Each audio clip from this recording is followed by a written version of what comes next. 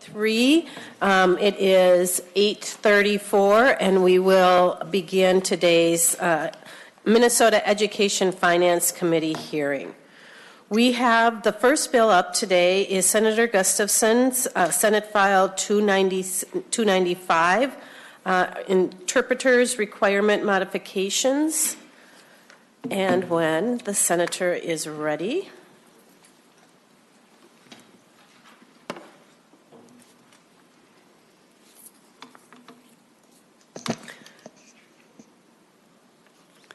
Senator Gustafson, would you like to make a motion to move Senate File 295 before the committee to lay it over for possible inclusion in our omnibus bill? I would. Thank you, Chair Kunish. All right. Would you please then introduce your bill and tell us a little bit about what this is? Absolutely. Thank you, Chair. Qualified in translators or transliterators and interpreters are essential in schools because they provide equal access to education for students who are deaf and hard of hearing. Without interpreters, these students would be at a significant disadvantage, unable to fully participate in class and understand the material being taught. They bridge the language barrier between students who hear and students who are deaf. ASL is a distinct language from English with its own grammar and syntax, and students who are deaf may not have the same level of proficiency in spoken English as their hearing peers.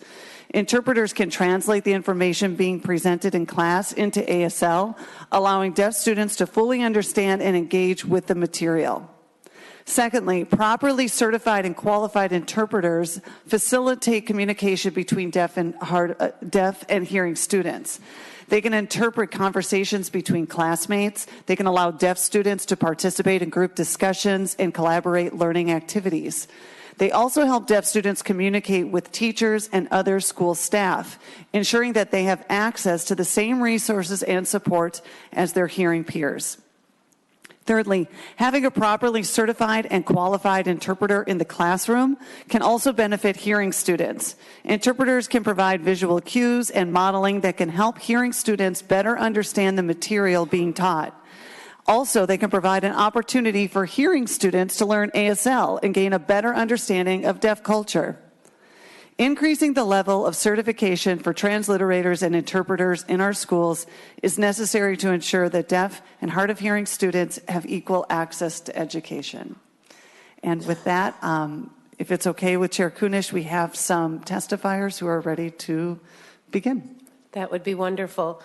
I believe we have a short video from Dove and Gavin Nathanson.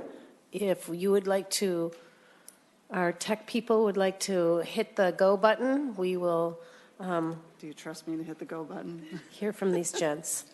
That was great. Oh, my name is Dove Nathanson. I am currently in 11th grade.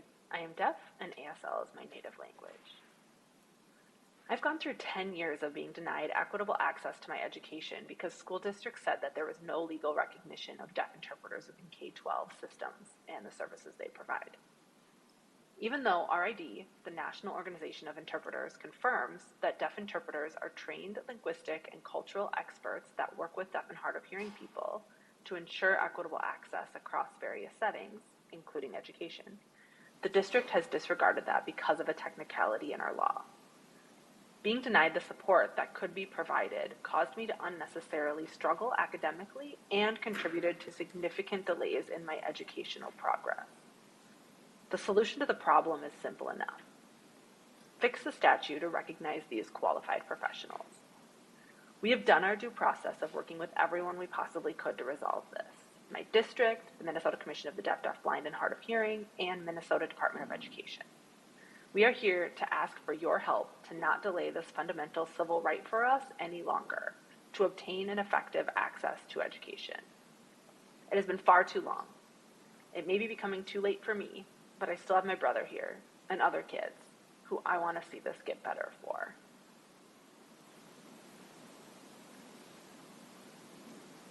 My name is Galvin Nathanson. I am a freshman.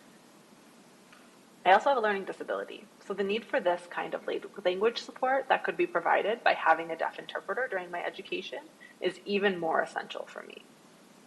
Deaf interpreters are more experienced working with people like me and know how to fit me better. This would make a huge difference for me to have that expertise supporting me to succeed.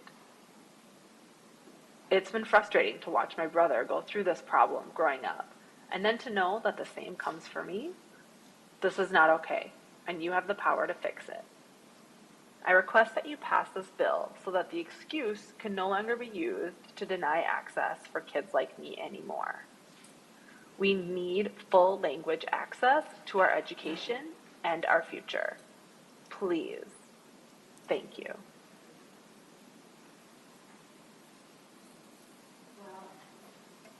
Well, I would like to thank both Dove and Gavin for sharing their information and their experiences, and certainly for the elder brother to be advocating for his younger brother. Next, we have Nick Zapko.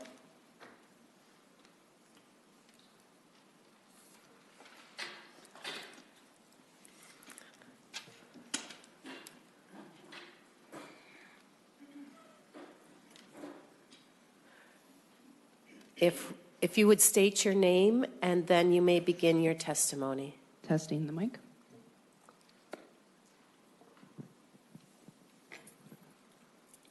Hi, good morning. My name is Nick Zapko. I am a certified deaf interpreter. Thank you, Chair Kunish and members. As some of you may recognize me, I was Governor Walz's certified deaf interpreter during the heart of the pandemic and the civil unrest. Providing this access truly shaped how our deaf and hearing communities experience these crises. I say that because it was for the first time that my deaf community truly felt like they were part of this state by receiving the information at the same time as everyone else who could hear. Deaf folks were able to share their thoughts, worries, concerns with their family, friends, and neighbors, as hearing people do every single day. So providing that access so publicly showed that deaf people are equal to everyone else. We are not second-class citizens.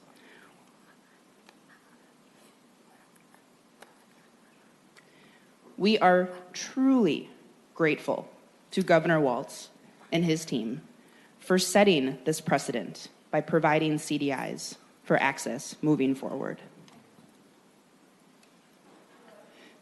Now, Senate File 295 focuses on providing CDIs in schools for deaf students.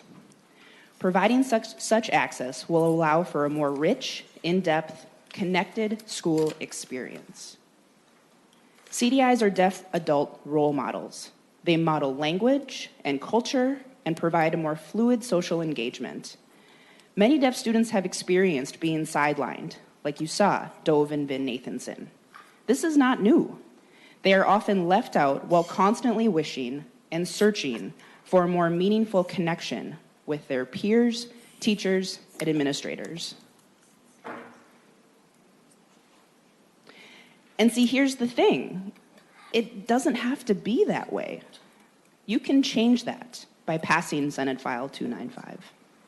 Deaf students will have the opportunity to access a comprehensive education, one that will foster lasting friendships, personal growth, and social emotional health.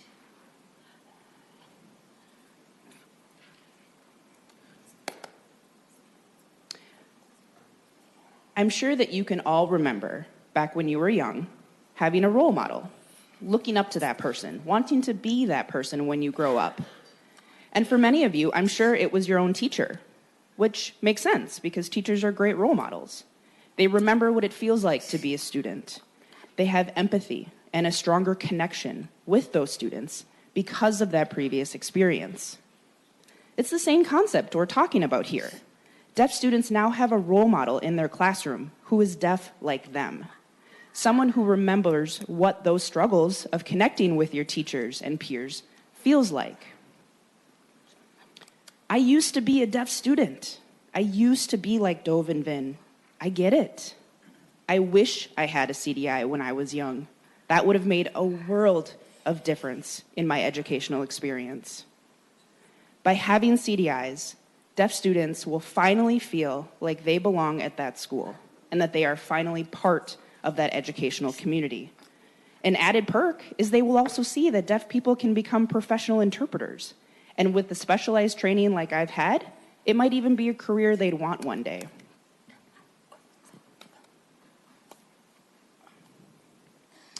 So as you've seen during the pandemic and civil unrest, that providing access through the use of a CDI has now become a precedent to ensure accuracy of the message. Let's apply that same standard and expectation for deaf students in the classroom. Show them they matter. Show them inclusion matters, and that an equitable education matters. Minnesota has proven time and time again that children are the priority. Now, let's make deaf children our priority by passing Senate File 295. Thank you. Thank you, Ms. Zapko. Any questions, anyone? All right. Our next testifier, Alicia Lane, is here. If you would please state your name and you may begin your testimony.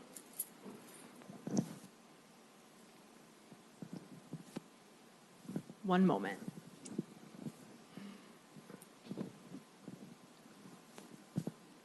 Testing, testing. All right. Good morning, and thank you all for your patience. Chair and members, my name is Alicia Lane. I am here as the Government Relations Director for the Minnesota Commission of the Deaf, Blind, and Hard of Hearing. I'm here to express support for Senate File 295. Really, the goal is straightforward: to recognize certified deaf interpreters as educational interpreters. The way the current statutes are written, they exclude CDIs from being considered educational interpreters in the state of Minnesota.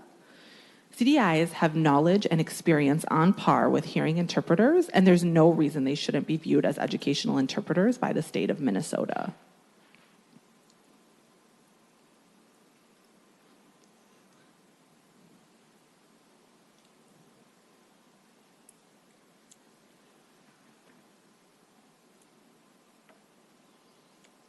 I myself have been deaf since I was a baby and have had no measurable hearing since. I was born into a hearing family, but I had the immeasurable privilege of having my family use my primary language, ASL, at home. My whole family signed. This is not the case for many deaf children. They don't have that same privilege. As a result of that, when I was mainstreamed in school, I was often the only deaf child in the classroom with a sign language interpreter, a hearing sign language interpreter. Every once in a while, there'd be other deaf students that would join my class. I want to share with you a memory that I have of something that happened while I was in school. So, I went to school in Texas, and you all know about the Texas history book, right? It was not a small book. And in class, there were 6 deaf folks, and I happened to be sitting in the middle of all of these deaf folks at tables. So there were 3 in the front and 3 in the back, and I was sitting in the back center. And I remember my language privilege, because looking back, I know that my peers did not have that same privilege of having ASL at home. And they had to work really hard to understand the information from the hearing interpreter. And as a side note, most hearing interpreters are not native signers. ASL is not their first language. So it's a little bit harder to understand. It's almost like listening to someone with a very strong accent. So anyway, in that class, I was sitting in the back, and because of the language privilege that I was able to have, all of my peers were bugging me the whole class, always asking me to explain things to them. And of course, I was working, trying to get my assignment done, and this was unpaid labor. And now we're able to have the opportunity to have this recognized as a profession. A deaf interpreter deaf interpreting is happening regardless of whether or not we're paying them in the classroom. And of course, I was not qualified at the time, but I did the work that is needed to be done in the classroom. So that might give you a little bit of a better idea of the benefits of using a CDI.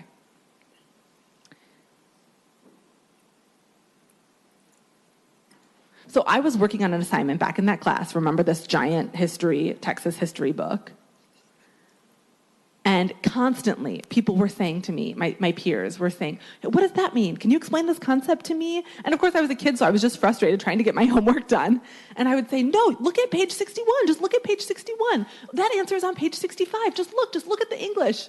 Of course, that wasn't great. Of course, that wasn't a great educational experience for them or for me. But again, this is one example of how a deaf interpreter can make the difference here. So I want to encourage everyone to pass Senate File 295. These deaf interpreters are professionals that deserve to be paid. Thank you. I'm happy to stand for questions. Members, anyone have a question? No? Thank you both so much for sharing your stories and bringing this forward with us.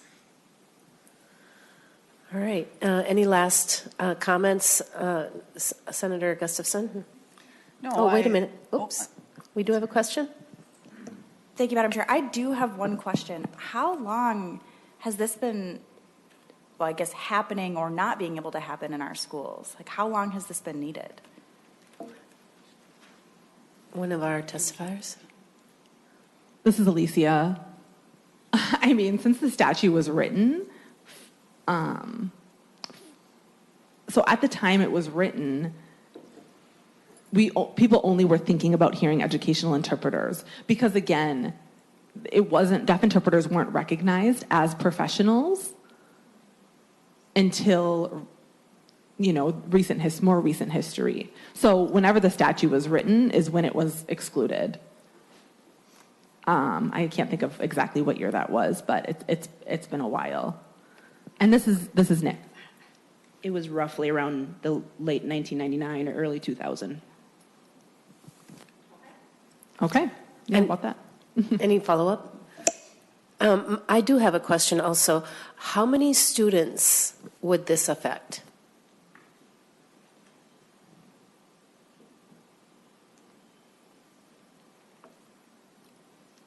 So this would be a resource that if a family were to request a deaf interpreter, this doesn't mean that every deaf student would automatically have or need a deaf interpreter. Or I'm trying to think of what the fiscal note is. I figured out, do you remember, Senator Gustafson? Well, There isn't one yet. okay, so on the previous bill, there was, I would say honestly, probably 10 or less at this point. Nick, do you? There are a lot of deaf students in mainstream settings all across the states, all across this state. So once it does pass, more and more students will realize and request deaf interpreters. Because as of right now, they're not allowed deaf interpreters, so they have to just sort of deal with what they have and struggle like they have been. So if this is passed, then statewide, the awareness will increase, and many, many, many deaf students will request deaf interpreters throughout the state. I have a follow-up question. Do we have enough interpreters at this point in Minnesota that could support our students? Definitely. We are growing the pool of deaf interpreters. As we mentioned, the awareness will increase. The deaf interpreters and deaf people will then go and study and take training and become certified. And so that pool is already currently growing in Minnesota and will only grow further once this passes. Question for Senator Maye Quade. Thank you, Madam Chair. I know that there are still a lot of deaf, hard of hearing students whose families don't use their language at home. Would it be helpful if, hopefully after this passes, that there is outreach from the schools to let those families know that this is an option, because I'm thinking about, if they're not even using their own students' language, like knowing that this is an option might be even further outside of knowing that it's available. Absolutely. Yes, it will become, that ripple effect, domino effect. Absolutely, you are spot on. Thank you. Any other questions? Senator Verbaden. Thank you, Madam Chair. I was going to say, when Nick Zabko showed up, I'm like, we have a celebrity in our midst today. And thank you for being here too, Alicia Lane. You mentioned just that awareness will increase after we pass this. I'm wondering if there's things we can bring back to our school districts, best practices, to increase that awareness amongst students and their families. And then if there's any districts or just places that you would highlight as doing this very well.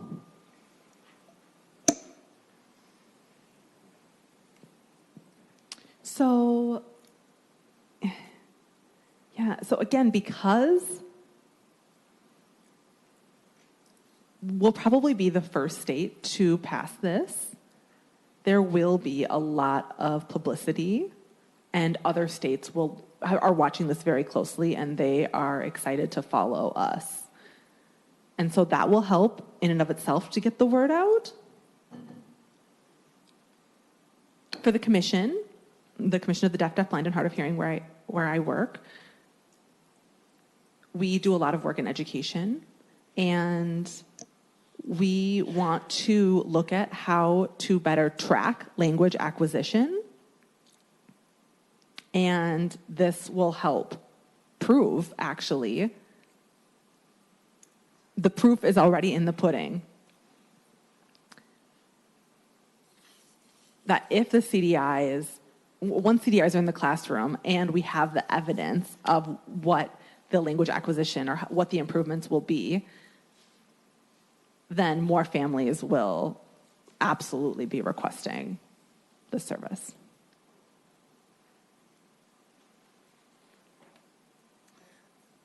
Members, thank you so much, and thank you for your testimony here today and your advocacy for our unique community of students.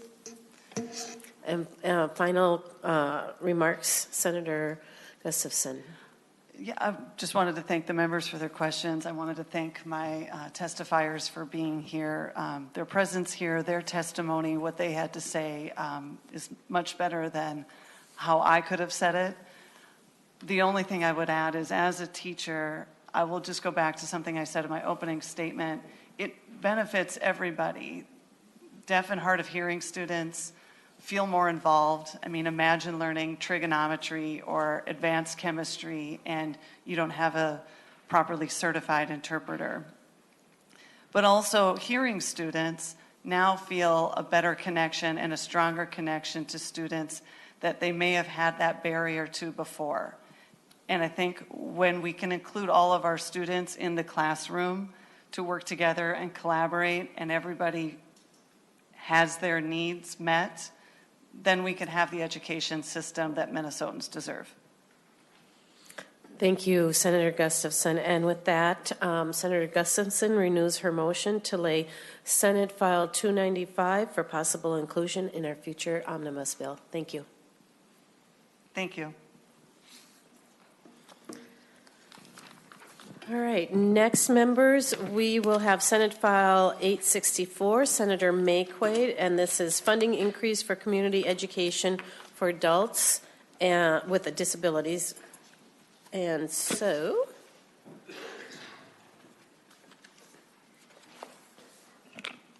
Thank you, Madam Chair. Am I moving this to be laid over, or I'm moving it before the committee, right? great, thank you. Senator, welcome to the committee, and if you would proceed and briefly introduce your bill for us. Yeah. Thank you, Madam Chair, members of the committee. This morning you have before you a bill that would increase funding for adults with disability. There is a program that was started in the mid-'80s. I think it was 1985, so before I was born. It was a pilot program to allow districts to provide programs serving adults with disabilities. About 65 school districts currently receive this funding, and it was made permanent after the pilot, but the funding was never increased. And so this bill would add it to the formula and increase it. And there's no fiscal note yet, but I think the estimates are about $5 million per year. But this is really important for communities. It's programming that's offered for adults with disabilities to engage in the community and with their peers. It's supportive socialization. It prevents isolation and depression, training and safety skills and friendship, and just a lot of really important things for community and inclusion. So I am really excited about this bill. It's something we have in our community, and I really hope that every community can enjoy it. And I will turn it over to my testifier, Jay. Good morning. If you would please state your name, and then you may begin your testimony. I'm Janet Clark. Thank you, Madam Chair. Senators, staff, and guests, I'm Janet Clark, the coordinator for Learning Exchange. Our program for adults with disabilities is sponsored by the school districts of Bloomington, Eden Prairie, Edina, and Richfield in the metro area. We are one of the longest-running programs in Minnesota for AWD. That's our acronym for Adults with Disabilities Programming. I've been teaching with this program since 1999 and on staff since 2004. I'm going to focus on the value of these programs in connecting adults with cognitive disabilities to the community. In other words, we want money, and you ask, what's the bang for the buck? So as you're probably aware, day training programs for adults with disabilities are being reduced in favor of encouraging them to work competitive jobs.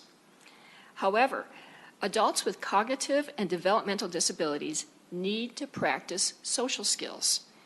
They need to practice these to be effective in a workplace. We are not a replacement for day programs. Instead, our AWD programs and activities offer a fun and supportive environment where people enjoy themselves. And an important side benefit to these activities is that adults with disabilities are naturally practicing the soft skills for employment. Skills like making choices, finishing a project, following directions, interacting with different people. People can practice toward employment success. Socializing in these activities also helps to prevent isolation and depression. Depression leads to increased health issues, which are expensive to treat. These activities create a safe place where people have a sense of belonging and connection to community. You want to head off depression and potentially decrease some health care costs? Provide these activities that build self-esteem and connection. Our AWD programs also offer affordable, customized training in needed life skills like cooking, nutrition, safety, relationships, and more. This training is not available elsewhere. Sounds great, right? Unfortunately, our flat funding since the mid-'80s is making AWD programming unsustainable for existing programs. We deliberately keep our registration fees low to be affordable for people on fixed incomes. Please help us to better fund existing AWD programs so people and our economy can benefit from the benefits I named. AWD programs like ours make best use of our funding by partnering with other districts and community resources. However, 86% of the counties in Minnesota do not have even one school district with a funded AWD program. 68% of our counties, nothing. Adults with disabilities need and have a right to have services available that support them. We need additional funding for more AWD programs. I'll end with a story. When our professional group of coordinators like me presented at the Minnesota Community Ed Conference in 2018, our panel was approached by several community ed leaders. They said, we want to do AWD programming. How do we get funding? And it kind of broke my heart to say, the state doesn't have any more right now. Help me to change that answer. help us to be able to say, yes, there is sustainable funding for adults with disabilities programming. You too can have a program that creates amazing opportunities for adults with disabilities where you live, where you live, where you live. Thank you. Members, any questions?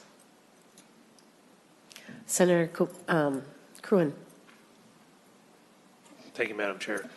I'm interested in learning a little bit more about the partnerships with the community groups that already exist. And I guess in my head, in my district, we have Achieve Services in Blaine that focuses on opportunity and dignity for adults with disabilities.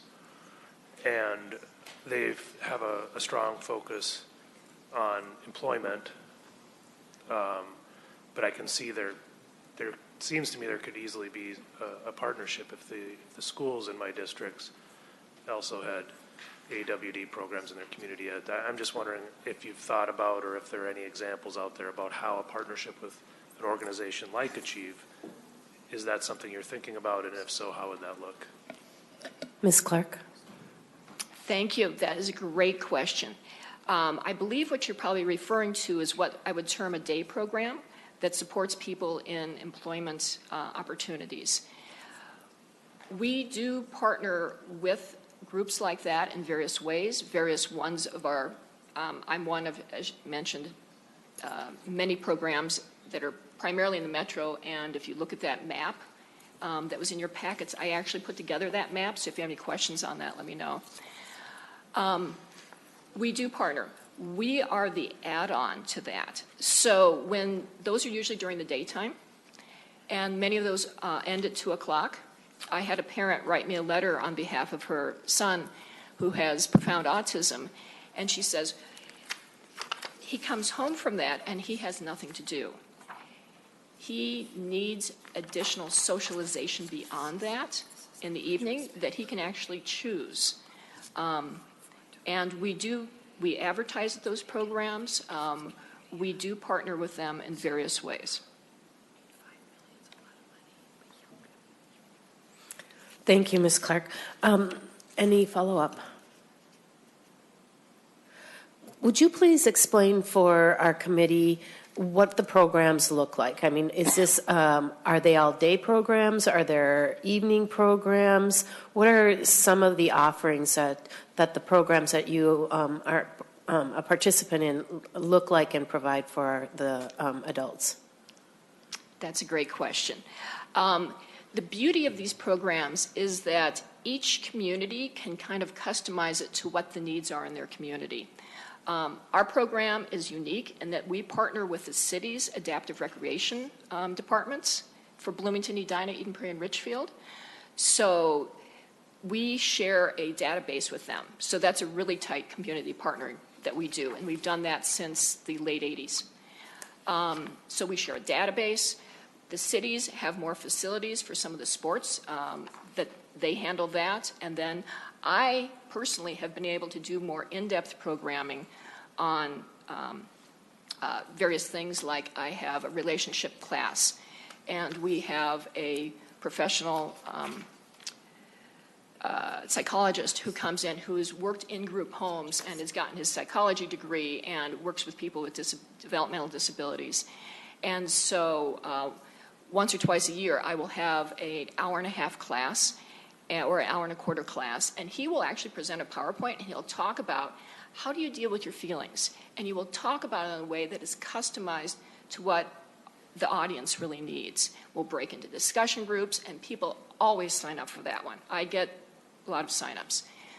These are similar to your typical community ed classes.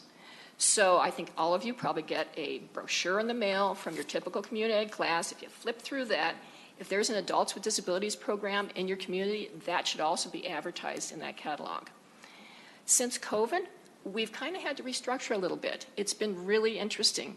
Some of us had to do online programming during COVID, and our audience doesn't necessarily have the technology or the skills. They need support to do that.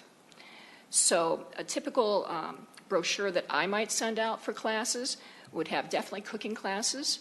We use volunteers to support people in a FACS classroom. So you got your Family and Consumer Science classroom in Kennedy High School is where we have it. And they will have a recipe, and a volunteer will help a group of 3 to 4 people work through a recipe. During normal times, they eat in person. Right now, we're doing make and take classes. We have craft classes. Having an opportunity to make choices is huge. When you're somebody with disabilities, you're getting told what to do a lot of times. But to go to a class where you have opportunities to express yourself is huge. I need to tell you just a little bit about Allison. She actually wrote up a letter, but I was told it was too long to include the packet. So, Allison, I met back in the early 2000s. I have done theater with our adults with disabilities. Allison was too afraid to take our first class, or our first play, but when we did a play in 2005, she wanted to be an advocate for other people with disabilities. And she came up with a poem. And she trained really hard because she said, I always giggle when I'm in front of people. And she worked really hard. And she read that poem. And I saw something in her, and I started taking her with me when I would present at transition groups. And she, as a peer, got to tell high school students that were 18 to 21 how valuable it was to have this as something after transition. When our students with developmental disabilities finish school at age 21, they drop off the social calendar. They've got nothing. A lot of them can't make phone calls. They don't have the cognitive skills to set up dates or activities with other people. They don't drive for the most part. And so they're stuck at home. They've got nothing. And so these are so valuable. I mentioned cooking classes, craft classes. Bingo, you're like, what's the purpose of bingo? You know what? Following directions, listening, having fun together, feeling like you don't have to explain yourself because you're a little bit slower to understand things. Allison, I asked her, I said, Allison, why don't you take typical community classes? And she said, well, I could, I've done it. She said, but I always feel like I'm running behind. I always feel like I have to catch up and I'm just not good enough. She said, I come here and I get it. I can help other people. I enjoy it. I see my friends. This is what I really enjoy. We need opportunities. And these are also stepping stones to other activities. Allison moved from the Twin Cities up to Duluth about 6 years ago. She emailed me and said, hey, I had an opportunity to apply to be on the Mayor's Commission for Disabilities in Duluth. And she got on there. And she wrote me back and said, oh, I've been on meetings, and here's what we're working on. So these are opportunities for people to develop their skills. Now, everybody's not like Allison. However, we need these opportunities available so that people can develop their skills. They can reach out into the community and find other things once they have that comfort level and find where they're comfortable and connect with community and be advocates. You mentioned that after a person with disability finishes their education, maybe around the age of 21, it kind of drops off. There's not a lot of activities, services, programming for them. For the programs that you have experienced and from your knowledge, do you find that those members of our community, 21 or around that age of 21, are active participants? And then what is the age span of these folks that are participating? And I know we have more testifiers. Maybe we should move on and let them speak to that. But I'm just thinking of the intergenerational aspect of youth being with folks that have been out in the communities and have life experience that they can share with them. And then, I'm always looking at the value of elders speaking with the youth. And I'm wondering if you're finding that is, a positive aspect of the programs you participate in. Oh, yes, Madam Chair. So we've had some students that graduated, and a lot of times they'll come as friend groups. So they were in transition together, and then a group of couple gals will come together and they're kind of shy, but then they start seeing some of these folks that are maybe 5 years older than them, and they sit with them at a craft and they talk, and they start finding out they network. They actually do some networking here, which is really amazing. And yes, they start seeing these other folks and they say, hey, did you know about this and such? Or have you been in whatever? So yes, the intergenerational aspect is wonderful. Sometimes we've created things because sometimes people are like, I'm in my 20s. I don't want to hang out with people in their 50s. And it's like, fine. We can create things for the young folks. And then we find out that, everybody likes dancing. So we'll just open it up to everybody. But yes, that intergenerational can be very helpful. Thank you so much. And now we'll move on to the next testifier, if that's okay. Diana Chabat, would you like to come up? And when you join us, would you please state your name for the record, and then you may begin your testimony.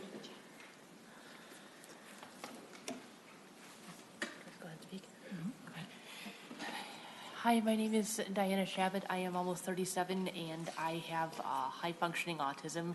I'm also involved in the deaf community as well. I knew many of the members here today. I'm here to speak on behalf of Project Explore, which is a wonderful organization. I mostly do the dances. Diana, sorry. Could you speak into the microphone a little closer? I didn't. Is that helpful? Much better. Thank you. Right. Yep. I am here on behalf of Project Explore. It's a wonderful program for people with disabilities like mine who are high functioning or lower functioning.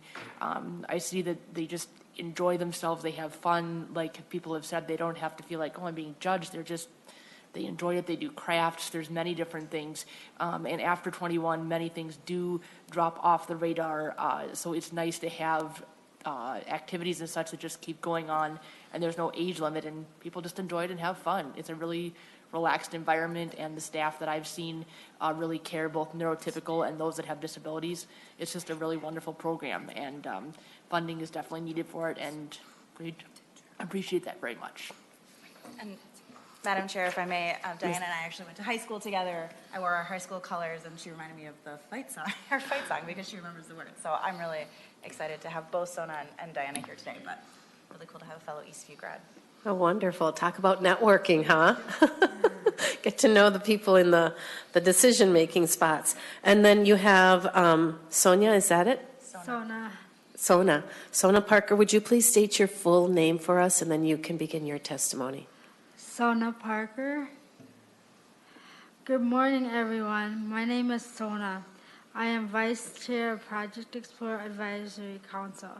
I have been part of Project Explorer for over 10 years and part of the Advisory Council for over 5 years.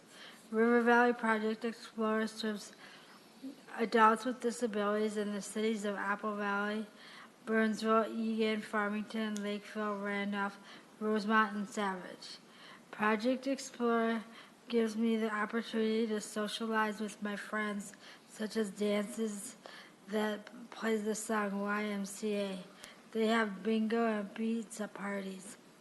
Imagine how many pizzas it takes to feed 200 people. Another activity I like is in the fall evening. We take the boat ride on Lake Minnetonka with Captain Terry. We had 75 people participate in it. Imagine all the fall tree colors. I also like the Chanhassen Dinner Theater outings. We get there around 11 a.m. and I eat a dish like chicken Kiev. You can choose between a few different meal options. When we watch the show that starts at 1 p.m., I have seen Music Man. I like to sing the song 76 Trombones. Another favorite show is Footloose. That's one of my favorites. Some events that are coming up for Project Explorer is Valentine cards, scrapbooking, bingo, and pizza, picnic dinner, and yoga. There are many ways you can volunteer. You can help people identify letters and numbers for bingo or help with crafts. You can also donate money or prizes for bingo. The foundation also gives out scholarships for people in need. Thank you for your time and consideration. Thank you very much, Sona, for sharing your information to Members, are there any questions for our testifiers? Any questions for our author? Oh, Senator Rarick. Thank you, Madam Chair. I'm not sure if it's for Senator Maye Quade or more for staff. First one, I guess, would be maybe for Senator Maye Quade. In subdivision 3, I see we're working with the local levy, and there's been some changes.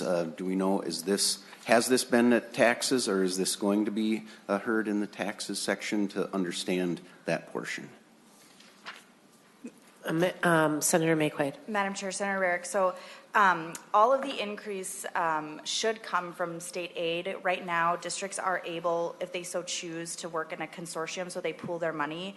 And so the way that the statute is written allows districts to adjust property taxes to pay for it. But by doing this, hopefully they won't have to. And so that is the hope, is that we actually can fund it more from the state level. They do have to pay some of the money, but creating the consortium helps. I don't know if it's supposed to go to taxes after this because of that, but I don't believe so because it's based on what school districts can already do. Do we have one of our experts here to respond to that? Thank you, Madam Chair, and Senator Rarick for the question. So in subdivision 3, paragraph 2, the tax rate of 0.007, it's percent. The goal of the bill is to be levy neutral, like Senator Maye Quade said. So we'll know for sure when the fiscal note comes in, and then if we have to adjust that multiplying factor a little bit, but onwards, the levy should stick around about $700,000 statewide. Follow up. Yeah, thank you, Madam Chair. So my follow-up is around that. In this committee, we have many formulas, and the question that kind of arises for me is, how did we get that, and what is the goal of the formula? So so the goal is to get to about a certain dollar amount, and that's why you tweak it, rather than having specific numbers in the legislation. Can you help us understand Ms. Helsa. These confusing formulas? Thank you, Madam Chair and Senator Rarick, for the follow-up question. So yes, before on this bill, the levy was not equalized at all. You can see in subdivision 3, it was just allowing the levy to be up to the 30,000, or it would have been the revenue subtract aid equals levy. But under this bill, because the author wants it to just be a levy, or just a levy neutral and just an aid increase, is why we do a tax rate. As for why it has to be so complicated, I'm not sure if I can answer that. So I'm sorry about that. But we're just given the amount that they want the revenue increase to be, and if they say they want it to be levy neutral, we can tweak the tax rates to make sure that that happens. So I hope that's helpful. Follow-up, Senator Rarick? Thank you, Madam Chair. Not really. I guess would just consider that when this is done, when the fiscal note comes in, that potentially this would at least have some discussion at taxes to verify, because it has a local property tax. Hopefully not an impact, but yet there still are changes. It should potentially go there just so they can put their eyes on it. Thank you. Thank you, Senator Rarick. Madam Chair. Go ahead. And Senator Rarick, I'm not opposed to that at all, but the point of it is to not have it do that, which is why they would adjust the formula so that it does not have a local property tax impact. It's just a state aid impact. Thank you. Any other questions or comments? Well, thank you both for coming in, and thank you, Senator Maye Quade, for bringing this forward. I know that having family members that are adults with disability, how important programming like this is, and I'm really glad that you both are able to participate, as well as your community is supporting these sort of efforts. And so with that, I believe I am going to lay this bill over for possible inclusion in our omnibus bill. Thank you so much. That is it for today, members, and today is Thursday, so we're done for the week. Wait a minute. Oh my gosh, it's Wednesday. Holy cats! This is my life. And so tomorrow, do you have a list of what we have up for tomorrow? I'll look up here. We have. Give me a minute here. Tomorrow we have two bills up again, funding increase for Minnesota Math Corps, and then Senator Latz will join us to talk about funding increases for community ed revenue programs. So with that, we are adjourned and we'll see you in the morning.